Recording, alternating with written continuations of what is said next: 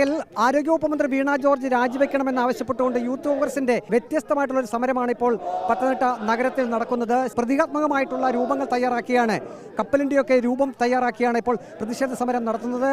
ഒരു വശത്ത് വീണ ജോർജിന്റെ മുഖംമൂടിയൊക്കെ ധരിച്ച യുവതിയും മറുവശത്ത് മുഖ്യമന്ത്രി പിണറായി വിജയന്റെ മുഖംമൂടി ധരിച്ച മറ്റൊരാളുമാണുള്ളത്.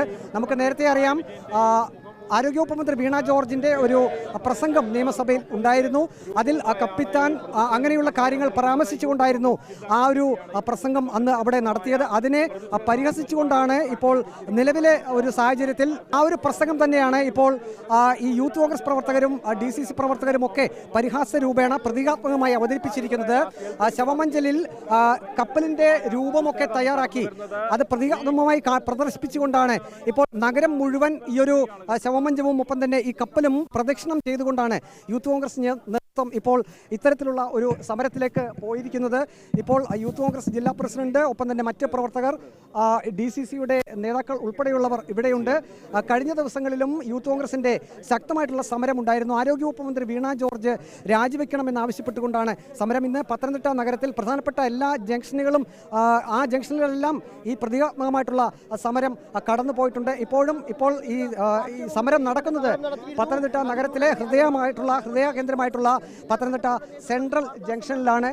വീണ ജോർജ് പറഞ്ഞതാണ് ഈ കപ്പൽ ആടി ഉലയുകയില്ലെന്ന് പറഞ്ഞത്. കപ്പലല്ല ഇവിടെ ആടി ഉലയുന്നത്, ഇവിടെ സാധാരണക്കാരൻ്റെ പൊതുജീവിതവും അവനെ ദുരിതത്തിലാക്കുന്ന ഈ സർക്കാരും എത്രയും പെട്ടെന്ന് രാജിവെച്ചില്ല എന്നുണ്ടെങ്കിൽ യൂത്ത് കോൺഗ്രസ് ഈ മന്ത്രി രാജിവെക്കുന്നത് വരെ ഈ സമരം തുടർന്നുകൊണ്ടേയിരിക്കും. സമരം മന്ത്രി വീണ ജോർജ് രാജിവെക്കുന്നത് വരെ സമരം തുടർന്നുകൊണ്ടേയിരിക്കും എന്ന് തന്നെയാണ് പറയുന്നത്. DCC നേതൃത്വവും ഒപ്പം തന്നെ നഗരസഭാ പ്രതിനിധികളും നഗരസഭാ കൗൺസിലർമാരും ഒക്കെ ഉണ്ട്. എന്താണ് ഉദ്ദേശിക്കുന്നത്? സ്വന്തം മണ്ഡലത്തിലെ ആരോഗ്യ സംവിധാനം വരെ താറുമാറായി കിടക്കുകയാണ്. അങ്ങനെയുള്ള ഒരാളാണ് കേരളത്തിലെ ആരോഗ്യ പരിപാലനം സംരക്ഷിക്കുമെന്ന് പറഞ്ഞുകൊണ്ട് മുന്നോട്ട് പോകുന്നത്. പത്തനംതിട്ടയിലെ ആരോഗ്യരംഗം പരിപൂർണമായി തകർച്ചയിലേക്ക് നയിച്ച ആറന്മുളയുടെ MLA സംസ്ഥാനത്തിന് ആരോഗ്യമന്ത്രിയായിരിക്കുവാൻ അർഹതപ്പെട്ട വ്യക്തിയല്ല. എത്രയും പെട്ടെന്ന് രാജിവെച്ചൊഴിയുക എന്നാണ് ഞങ്ങൾക്ക് പറയാനുള്ളത്.